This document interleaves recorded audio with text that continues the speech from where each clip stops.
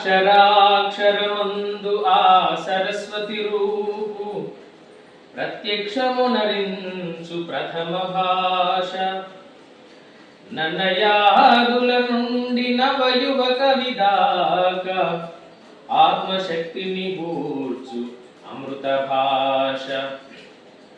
ఆర్తితో భక్తితో ఆర్ధతన్ పాడగా రాగానుకూలమౌ రమ్య భాష.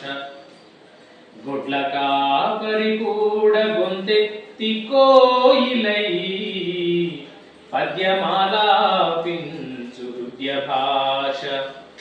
వెలయ త్యాగయ్య కృతులలో వెన్న పూస విభుడు శ్రీకృష్ణరాయల విజయ ఘోష. జగతి ఏదైనా సాధించు జనుల శ్వాస దివ్య వేదాల పనస నా తెలుగు భాష.